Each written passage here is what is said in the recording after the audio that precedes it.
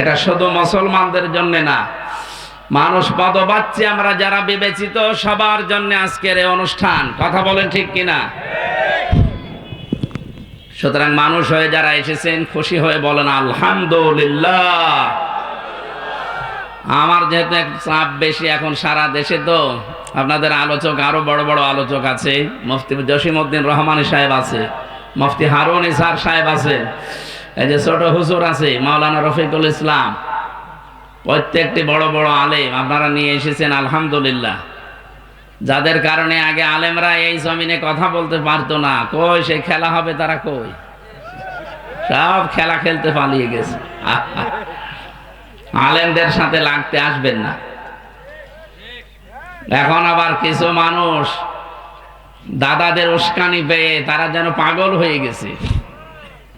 সবাই না, একটা মাজলুম সংগঠন বিএনপি জামাত, এই দেশে 14 দল বাদ দিয়ে যারা আমরা ছিলাম সবাই মাজলুম। এই মাজলুম দলগুলোকে কেউ যেন ক্ষতিগ্রস্ত করবেন না।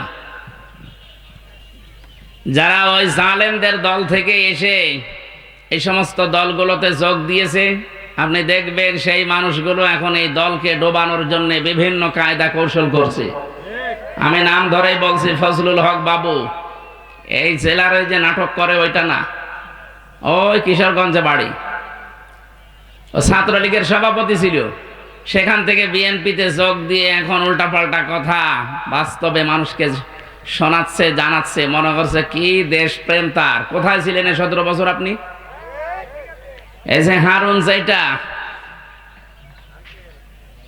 এটা এখন উল্টাপাল্টা কথা ছড়াচ্ছে এই কারণে। কেন এতদিন আপনার সাথে ছিল, কিছুও তো বলেননি, হঠাৎ করে আপনার কি হয়ে গেল? কারণ ও দেখতে পেয়েছে যে চাঁপাইনবাবগঞ্জে সেখানে জননেতা নুরুল ইসলাম বুলবুল, শিবিরের সাবেক সভাপতি, এনার যে জনপ্রিয়তা, আর চাঁপাইনবাবগঞ্জ বলা হয় বাংলাদেশের দ্বিতীয় কাশ্মীর। কথা বোঝেন? এই 15.5 বছরে যত জুলুম অত্যাচার হয়েছে সবচাইতে বেশি হয়েছে সাতক্ষীরা, 2 নম্বরে চাঁপাইনবাবগঞ্জ। সেখানকার মাজলুম মানুষগুলো সব ইসলাম প্রিয়। নুরুল ইসলাম বুলবুল যদি ওখানে দাঁড়াতে পারে, 100 জনের মনে হয় 98 জন মানুষ তাকে সাপোর্ট দেবে।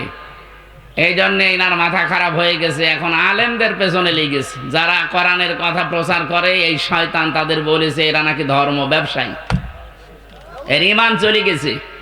যারা আলেমদের এরকম উল্টাপাল্টা কথা বলতে পারে তার ঈমান নেই, কারণ আলেমরা নবীর ওয়ারিস। কথা বলছেন না কেন?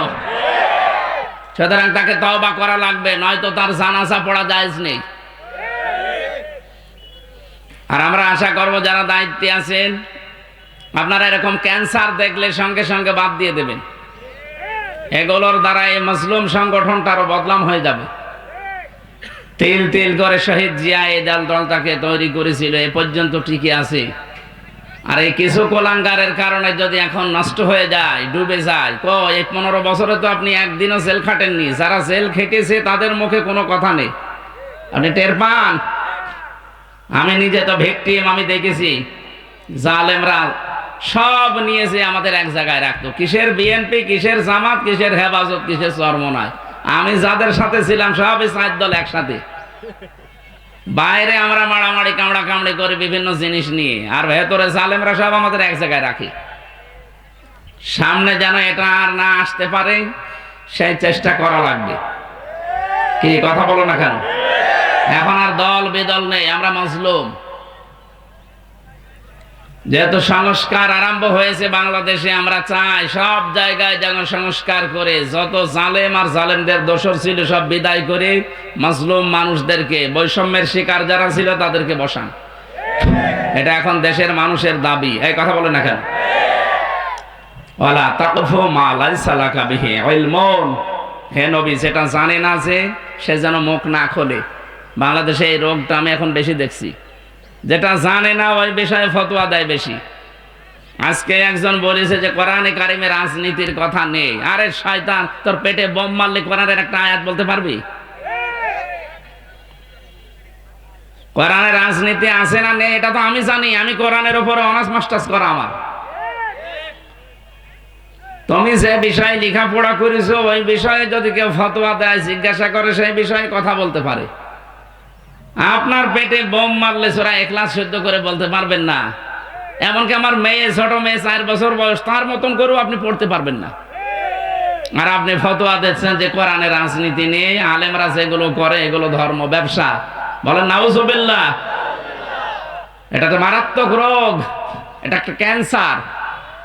ওয়ালা তাকফু মা লাইসা লাকা বিহি ইলমুন, যে বিষয়ে জানো না মুখ খুলবা না। এই জন্য আপনাদের সাবধান করছি, বেকার নিজের গোনার পাল্লা ভারী করাবেন না। জানেন না, চুপ থাকবেন, যেটা জানেন ওইটা বলবেন। আজকে আমরা তেলাওয়াতকৃত যে আয়াত সূরা আহকাফ 9 নম্বর আয়াতটা পড়েছি, আমরা তাফসীর আকারে কথা বলবো ইনশাআল্লাহ। আপনাদের এখনো বড় বড় আলেম যারা আছে তাদের শোনাবে বিস্তারিত সময় নিয়ে। আমাদের যেহেতু সময় লিমিট করা আছে, এই জন্য আমরা প্রবেশ করছি সব বাদ দিয়ে। যে আল্লাহ আমাদেরকে দুপুর বেলা, এখন খাবারের সময় না, আমাদের গোডাউন তো হাহা করছে। কি কথা বল না কেন? এখন যত ভালো কথাই বলি আমাদের আসলে ভালো লাগবে না। তারপরেও আপনারা অন্তত ধৈর্য ধারণ করে মনে করেন যে আজকে রোজা আছি, যদিও সকাল 9টা 10টা একবার খেয়েছেন নাকি, এক বেলা খেয়ে হাফ বেলা রোজা। তো এরকম মনে করে একটু কষ্ট স্বীকার করেন। এই যে মানুষ পিপিলিকার মতো আসতেছে, এটা কোরআনের জন্যে না হামজার জন্যে? কোরআন শরীফ যদি এখানে না থাকতো, আর এই অনুষ্ঠানের সাথে যদি কোরআনের সম্পর্ক না থাকতো, হামজা কিসের? হামজার বাপ আসলেও আপনি আসতেন। এই জন্য আজকে থেকে সিদ্ধান্ত নিয়ে বাড়ি যাওয়া লাগবে ভাই, শুধু আসা না। এই মেয়ে লোক ভেতরে কি করে? এটা মেয়ে লোক না, পাগল হোক আর যাই হোক, মেয়ে লোক তো। এই আপনি বাইরে যান, ওরা তুলে ওই মহিলা প্যান্ডেলে দিয়ে দেন। কি বলতে হয় বলো, মেয়েদের ওই জায়গায় পাঠিয়ে দেন।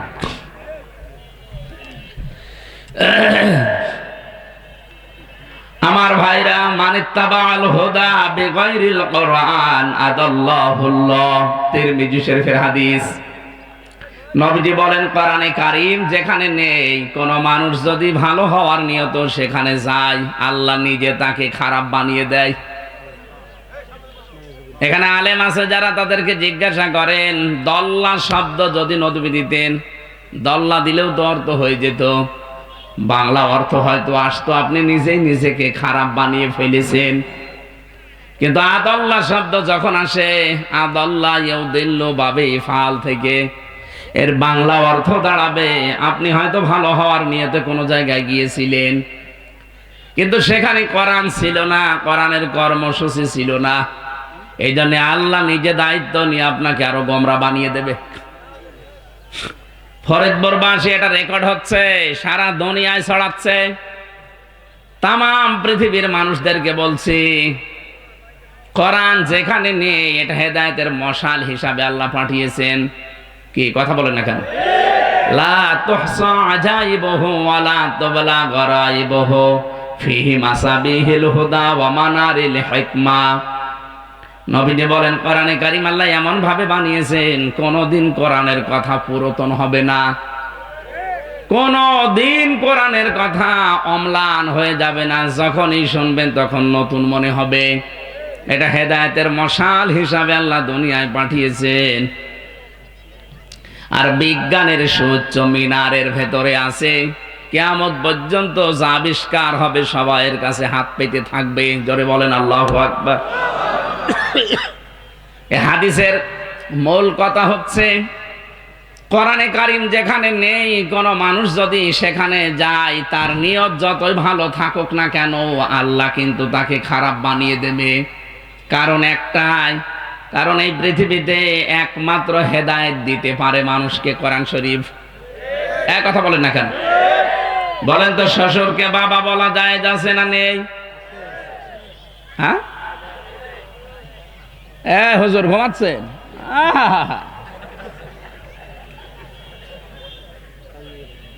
ধ্যানে আছে? বলেন তো, শ্বশুরকে বাবা বলা যদি জায়েজ থাকে, নিজের বাবার সামনে যদি বারবার শ্বশুরকে আপনি আব্বা জান বলে ডাকেন, লোকে জিজ্ঞাসা করলে বলে এইটা কে? বলে এটা আমার আব্বা। আর এটা আমার চাচা। আপনি বাবাকে যদি শ্বশুরের সামনে চাচা বলে ডাকেন আর শ্বশুরকে বারবার আব্বাজান বলেন, বাবার মনে দুঃখ লাগার সম্ভাবনা নেই? আরো জোরে বলেন, আছে না নেই? আল্লাহ বলেন আমি কোরআন দিয়েছি হেদায়েত দেওয়ার জন্য, সেইটা বাদ দিয়ে তুই কেন যেখানে কোরআন নেই সেখানে গেলি? এই জন্য যেখানে কোরআন শরীফ চলে না, আপনি যদি ভালো হওয়ার নিয়তেও যান, আল্লাহ আপনাকে খারাপ বানাবে। এর বাস্তব প্রমাণ বাংলাদেশ। এদেশে 48,000 পীর আছে, নাম করাটা আপনাদের জেলায়, আমি নাম নিলাম না। মানুষ কিন্তু অনেকেই ভালো হওয়ার নিয়তে যায়, যাওয়ার পরে দেখা যায় আগে বিড়ি খেত না, এখন বিড়ি খায়। মানে ভালো হয়েছে না খারাপ হয়েছে? আমাদের কুষ্টিয়ার লালনের মাজার, মানুষ তো ভালো হওয়ার নিয়তে যাচ্ছে, আগে গাঁজা খেত না, এখন গাঁজা খায়। ও ভালো হয়েছে না খারাপ হয়েছে? কেন? কারণ কোরআন ওখানে চলে না, ওখানে বাবার নিয়ম নীতি চলে। আমার বাবা এই করেছে এই করেছে, এটা তো কাফেরদের কথা। যখন কোরআনের দিকে হাদিসের দিকে মানুষকে ডাকা হয়, হে নবী আপনি দেখবেন قالوا حسبنا ما وجدنا عليه آباءنا। ওই কাফেররা এই কথা বলবে না, আমরা আমার বাপ দাদা মুরব্বী পূর্বপুরুষের কাছে যা পেয়েছি ওইটাই আমাদের যথেষ্ট, তোমার কথা লাগবে না। এ কথা কাফেরদের। কাদের? এখন এই রোগ অনেক মুসলমানের ভেতরে ঢুকেছে। বলেন, কোরআন শরীফের কথা শোনালে বলে না আমার বাবা এই করেছে, আমার দাদা এই করেছে। তোর বাবাই বড় হয়ে গেল। ফরিদপুরবাসী, এই জন্য আজকে থেকে সিদ্ধান্ত নেওয়া লাগবে, যেই দরবারে কোরআনে কারিম চলে না, কোরআনের নিয়ম নীতি নেই, ওই দরবার যদি আমার বাবাও প্রতিষ্ঠা করে, ওখানে আমি আর নেই। হ্যাঁ, কথা বলছেন এখানে? ওখানে যদি আপনি বুঝে শুনেও থাকেন, না বুঝেও থাকেন, আপনাকে গোমরা বানিয়ে দেবে কে? আদাল্লাহুল্লাহ, আমি আল্লাহ নিজে বানাবো। হেদায়েত দেওয়ার একচ্ছত্র মালিকানা আল্লাহ নিজের হাতে রেখে দিয়েছেন। সে আল্লাহ যদি এ কথা বলে আমি তোকে খারাপ বানাবো, আপনাকে হেদায়েত দিতে পারে এমন কোন বাবার দুনিয়ায় আছে? দ্বিতীয় পয়েন্টটা বলবো, নাকি আন্দাজে অন্যদিকে নিয়ে চলে যাবেন? যে দরবারে কোরআন নেই, ওখানে গেলে যদি আপনাকে আল্লাহ খারাপ বানিয়ে দিতে পারে, এই বাংলাদেশে যত রাজনৈতিক দল আছে, যেই দলে কোরআন নেই, কোরআনের কর্মসূচি নেই, ওখানে যদি কেউ ভালো হওয়ার নিয়তেও থাকে, তাকে খারাপ বানাবে কে? আজকের মাহফিলে রোদের ভেতরে এসে শুধু বসে থাকা না, সিদ্ধান্ত নিয়ে যাওয়া লাগবে। যেই দলে কোরআন নেই, কোরআনের কর্মসূচি নেই, ওটা যদি আমার বাবাও তৈরি করে, ওই দলে আমি নেই। কারা কারা পারবেন কথা রাখতে? দেখে আন্দাজ হাত তুলবেন না, সমস্যা আছে কিন্তু। যারা পারবেন তারা তোলেন। দেখেন তো হাত তোলেনি কে? ওই যে ওইটা হাত না তুলে বগলের ভেতর দিয়ে আছে। আলহামদুলিল্লাহ, ওয়াজ হয়ে গেছে। এছাড়া আবার কি ওয়াজ করবে? আপনি কোন আলেম নিয়ে আনবেন বলেন তো? এর ছাড়া ভালো ওয়াজ আছে আর দুনিয়ায়? যেখানে কোরআন শরীফ নেই, এখানে আমরা নেই। তাহলে এই দেশে তো কোরআন ছাড়া আর অন্য কিছু থাকার কথা। আমি জানি এবার অনেকের মন খারাপ হয়ে যাবে, মনে করবো কি বলে ফেললাম, আর কি করতে হাত তুললাম, আমি তো মুনাফিক হয়ে যাব। আমি আপনাকে বাঁচাতে চাইলাম। আমি দেখতে পাচ্ছি আপনি জাহান্নামে যাচ্ছেন। দুইটা তিনটা পাপ আছে দুনিয়ায়, যেগুলো করলে ডবল ডবল শাস্তি আল্লাহ দেবে। সূরা ফুরকান 68 নম্বর আয়াতে আছে। আল্লাহ রাব্বুল আলামিন বলেন, ওয়াল্লাযীনা লা ইয়াদউনা মা'আল্লাহি ইলাহান আখার। এক নম্বরে রহমানের বান্দা যারা, তারা কখনো আল্লাহর সাথে অন্য কাউকে ডাকে না। যদি আল্লাহর সাথে অন্য কাউকে তারা ডাকে, তাদের শাস্তি হবে ডবল। এরপরের আয়াতে আছে 69 নম্বর আয়াত, ইযাফু লাহুল আযাবু ইয়াউমাল কিয়ামাহ। রব্বুল আলামিন বলেন, তাদের শাস্তি আমি ডবল দেব যারা আমার সাথে অন্য কাউকে জুড়ে দেয়। এটা সারা বাংলাদেশে না হলেও এই জেলায় হয়। যা বলছি সবই তো এই জেলায় যাচ্ছে, ছাতা আমি করবো কি? নাকি কোরআন শরীফ বাদ দিয়ে বাবার কাহিনী শুরু করব? দেখেন তো, যেটাই বলছি সবই এই জেলায়। কোরআন ছাড়া দরবার চলে এই জেলায়। আল্লাহ পাক ডাকে, আল্লাহর ডাকের সাথে অন্য কাউকে ডাকে, তাও এই জেলায়। নাকি বেশি বলে ফেললাম? জিকির করতে হলে এটা ইবাদত হিসাবে করবেন। আর শব্দ হিসাবে আমি 4টা পেয়েছি জিকিরের: সুবহানাল্লাহ, আলহামদুলিল্লাহ, লা ইলাহা ইল্লাল্লাহ, আল্লাহু আকবার। এর বাইরে জিকিরের শব্দ নেই। যদি কেউ নতুন করে কোনো শব্দ দিয়ে জিকির করতে চায়, কত জিকির বাংলাদেশে দেখি বানানো জিকির চলে। ইয়া আলী বাবা, শাহ আলী বাবা, খাজা বাবা, দয়াল বাবা, কেল্লা বাবা, ফতে বাবা। কোথায় পেয়েছেন ভণ্ডামি? জেলখানায় থাকাকালীন একজন আসামি পেয়েছিলাম, ওই যে নায়ক সোহেল চৌধুরী হত্যা মামলার আসামি মামুন। 25 বছর ছিল জেলে, আমার সাথে 3 বছর ছিল। মাঝে মাঝে দেখতাম রাত 2:30 3টায় আমরা উঠি তাহাজ্জুদ পড়ার জন্য, আর ও উঠে জিকির করার জন্য।